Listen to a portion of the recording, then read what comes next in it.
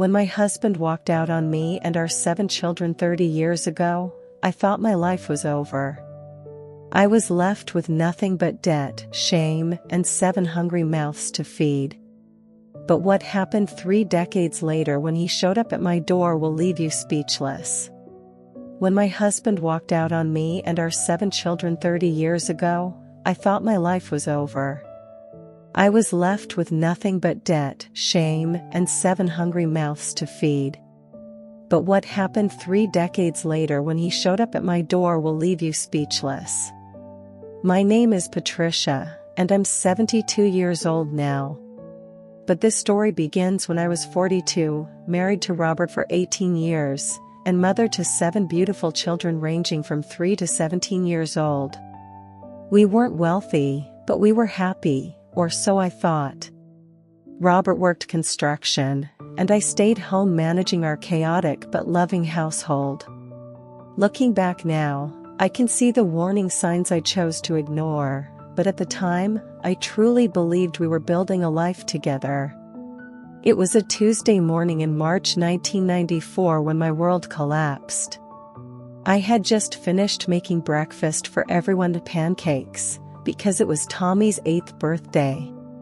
The older kids were getting ready for school, the little ones were arguing over syrup, and the house was filled with the usual morning chaos that I had grown to love.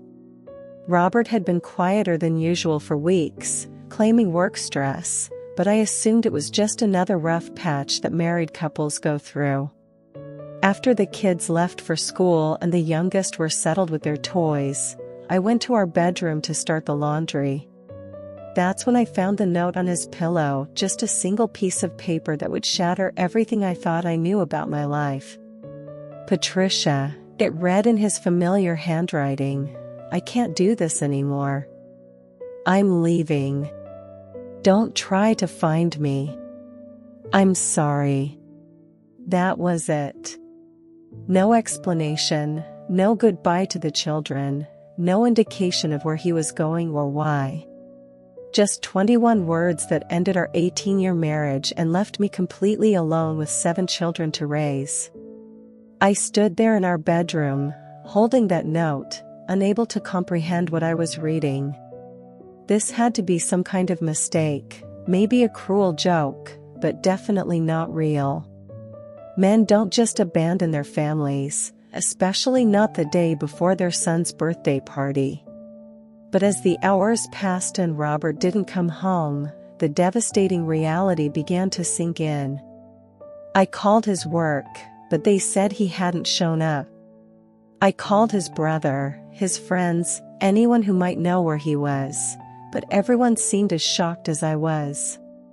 Some claimed they had no idea he was planning to leave, while others admitted they had suspected something was wrong but never imagined he would actually abandon his children. The immediate practical concerns hit me like an avalanche. How was I going to pay the rent? How would I buy groceries? How could I explain to 7 children that their father had simply decided he didn't want to be their father anymore?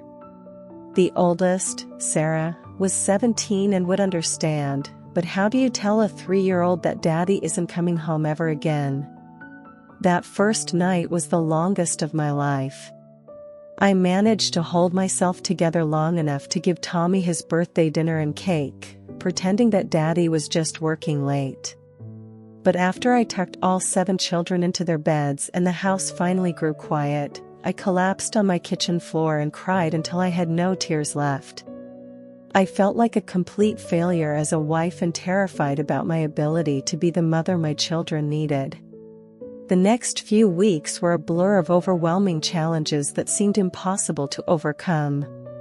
The bills kept coming, but Robert had taken what little savings we had.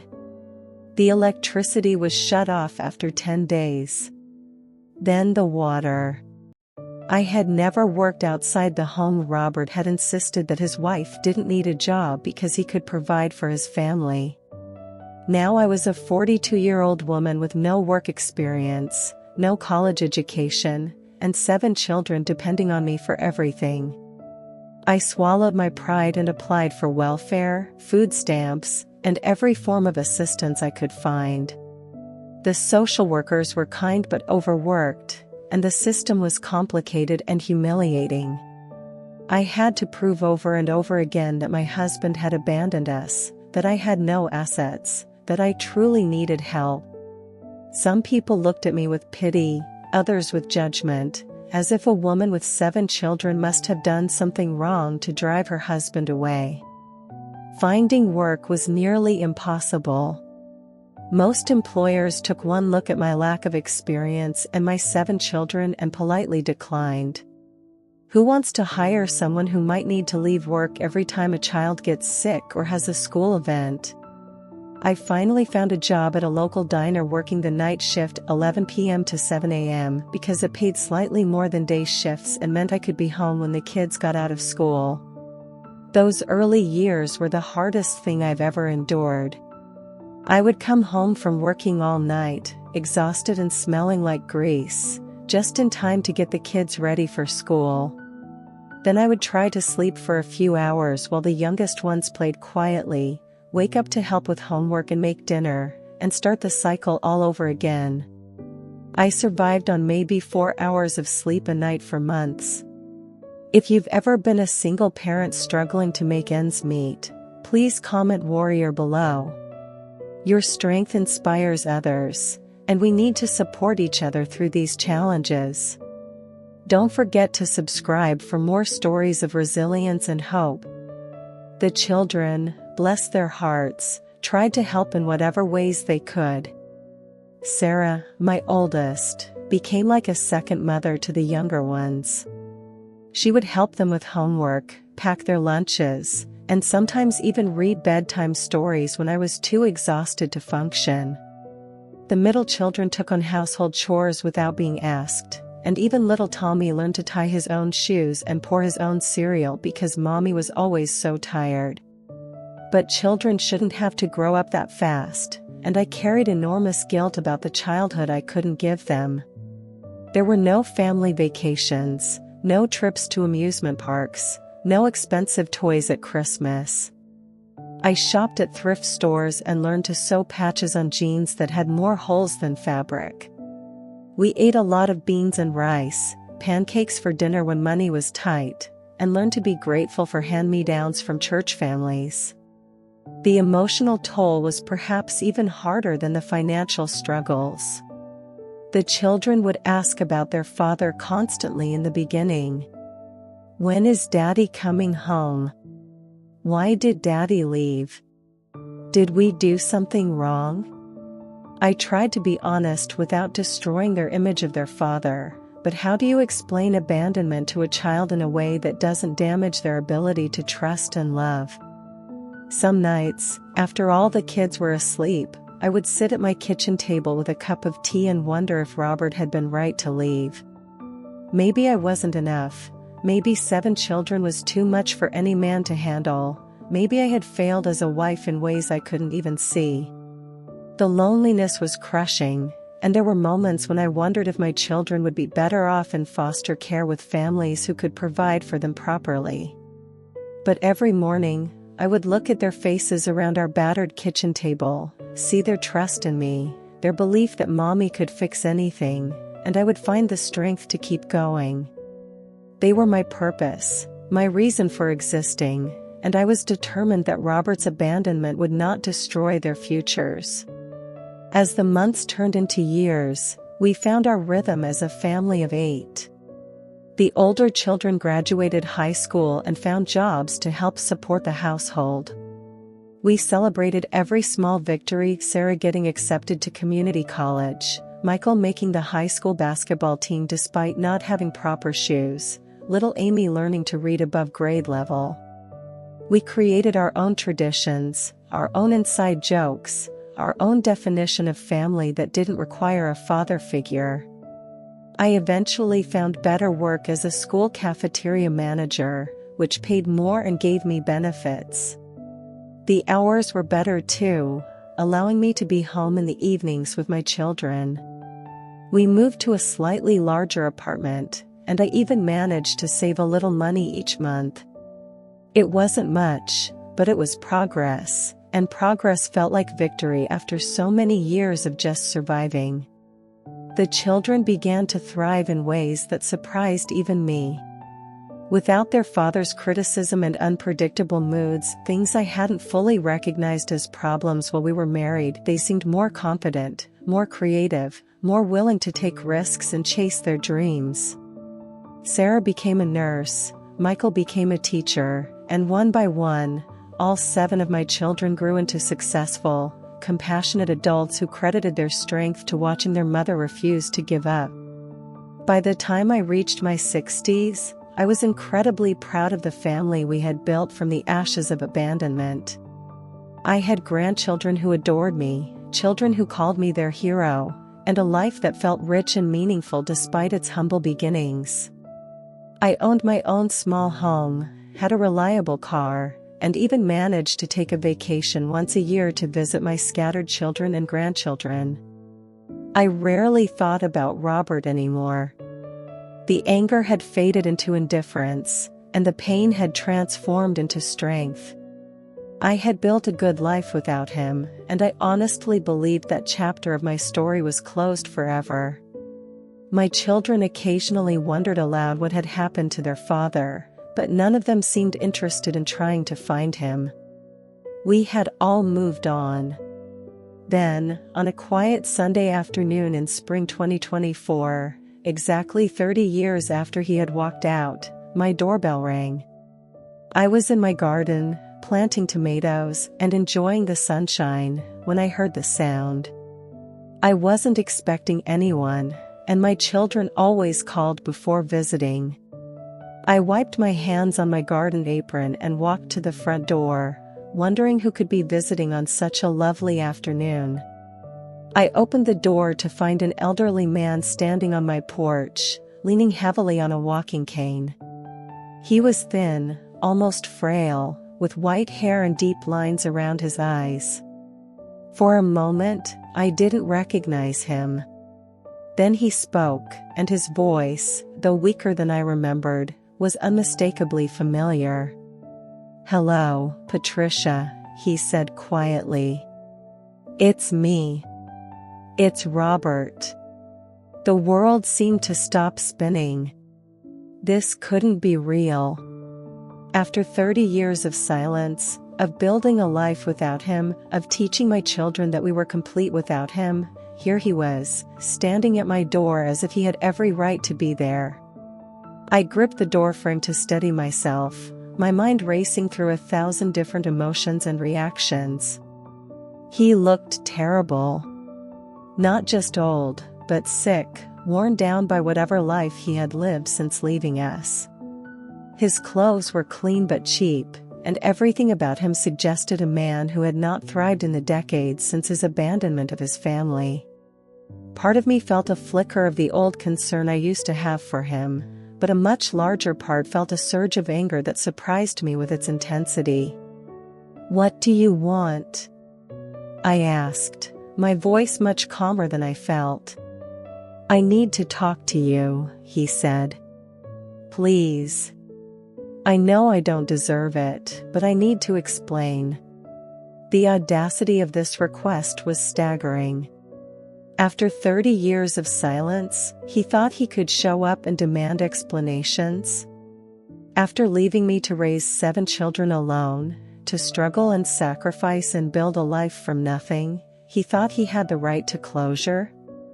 But curiosity won over anger, at least temporarily.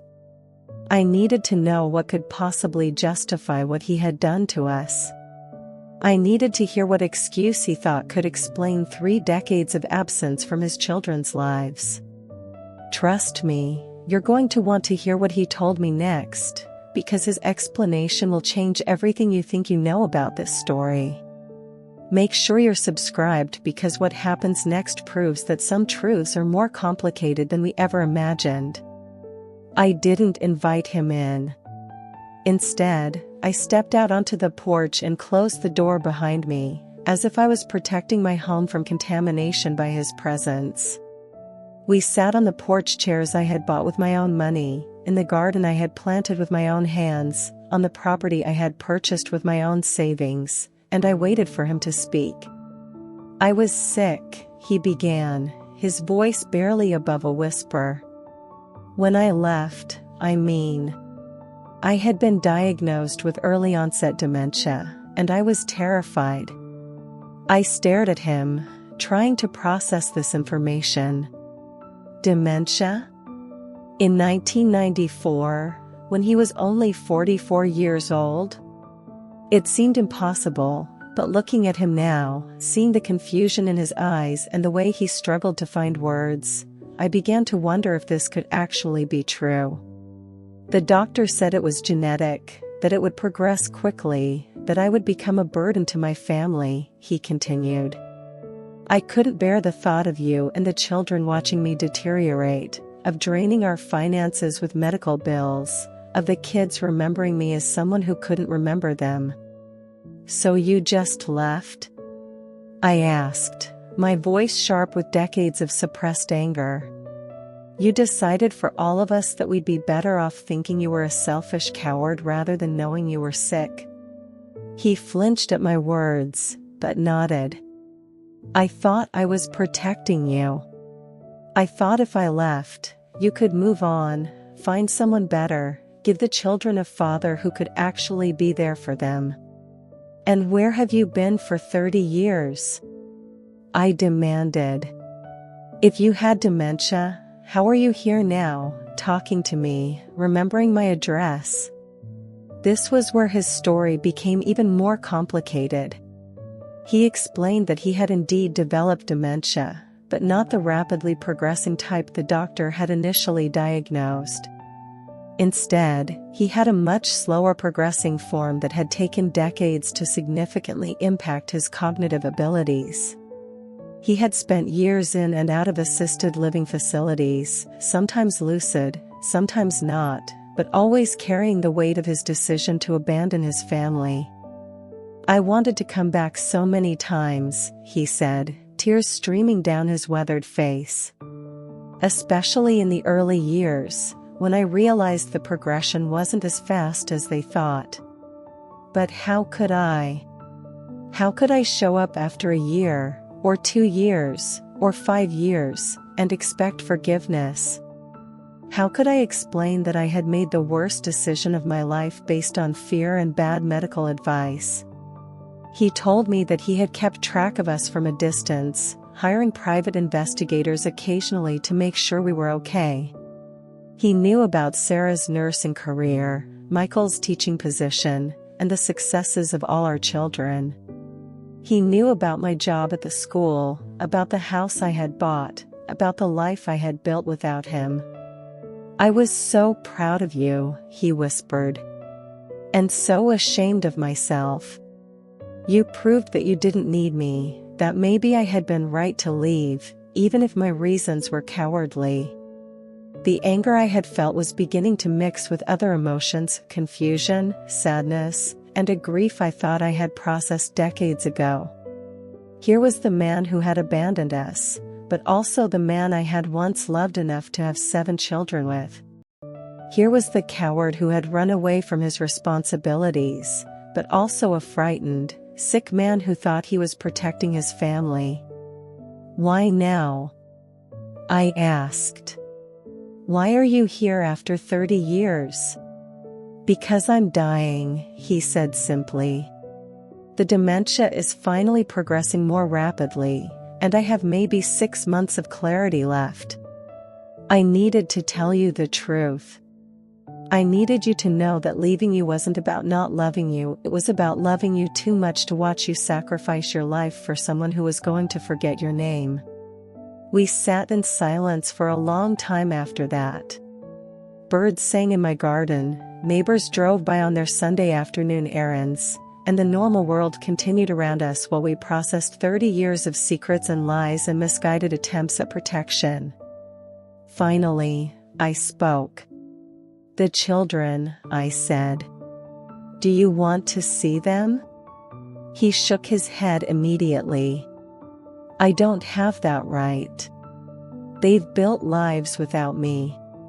They think of me as the father who abandoned them, and maybe that's better than thinking of me as the father who was too weak to stay and fight. That's not your decision to make, I said firmly. It wasn't your decision 30 years ago, and it's not your decision now. If you want to see them, I'll ask them. But I won't force anyone, and I won't lie to them about why you left. Over the next few weeks, I had the most difficult conversations of my life. I called each of my 7 children and explained what Robert had told me. Their reactions ranged from anger to disbelief to heartbreak. Sarah, my oldest, was furious that he had robbed them of the chance to care for a sick parent. Michael wanted nothing to do with him. But others, like Tommy, the little boy whose 8th birthday had been overshadowed by abandonment, wanted to meet the father they barely remembered. The reunion, when it finally happened, was unlike anything I could have imagined. We met at my house on a Saturday afternoon, and only 4 of the 7 children came. The others weren't ready, and I respected their choice. Robert was visibly nervous, his hands shaking not just from his illness but from 30 years of built-up emotion. Watching my children meet their father as adults was surreal. They were strangers, but they shared the same eyes, the same stubborn chin, the same way of tilting their head when they were thinking. There was awkwardness, anger, tears, and moments of unexpected connection. Tommy, now 38 years old, looked at his father and said, "I used to wonder if I did something wrong to make you leave." "Never," Robert replied, his voice breaking. "You were perfect. You were all perfect. I was the broken one." The conversations that followed were painful but necessary. My children asked him about the years we had struggled, about the nights I had worked double shifts, about the Christmas mornings when there weren't enough presents to go around. He listened to their stories of growing up without a father, of other kids asking where their dad was, of feeling abandoned and unwanted. But they also heard his story, the fear, the misguided attempt at protection, the decades of regret and self-imposed isolation. It didn't excuse what he had done, but it provided a context that allowed some of them to begin processing their abandonment in a new way. Robert spent his remaining months getting to know his adult children and meeting grandchildren he had never known existed. Not all of the children participated. Some wounds were too deep, some anger too justified to overcome in such a short time. But the ones who were able to reconnect found a different kind of closure than any of us had expected. He died 8 months after that first conversation on my porch, surrounded by the family members who had chosen to forgive him. His death brought a strange kind of peace to our family story. We finally had answers to questions that had haunted us for 30 years, and while those answers didn't erase the pain of his absence, they helped us understand that our story was more complicated than we had known. Today, I want to share what I learned from this incredible and heartbreaking experience. Sometimes the people who hurt us most are fighting battles we know nothing about.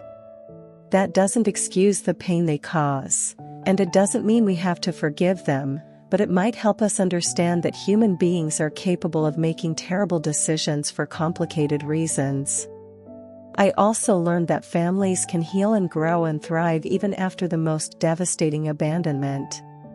My children became amazing adults not because their father left, but because they learned resilience and strength from watching their mother refuse to give up. They learned that love is about showing up every day, not just when it's easy or convenient. But perhaps most importantly, I learned that I am stronger than I ever imagined I could be. 30 years ago, when Robert walked out, I thought my life was over. I thought I was a failure, a victim, someone to be pitied. But I wasn't any of those things. I was a warrior, a survivor, a woman who could raise 7 children alone and do it well. The scared, abandoned wife who cried on her kitchen floor in 1994 had no idea that she would become a woman who owned her own home, raised successful children, and built a rich, meaningful life from absolutely nothing. She had no idea that 30 years later, when the man who abandoned her showed up at her door, she would be strong enough to listen to his story with compassion while still maintaining her dignity and boundaries. What challenges in your life have actually made you stronger than you realized? Have you discovered strength you didn't know you had? Share your story in the comments below. I believe that sharing our experiences helps others find their own strength. If this story inspired you, please subscribe for more tales of resilience, hope, and the incredible power of the human spirit.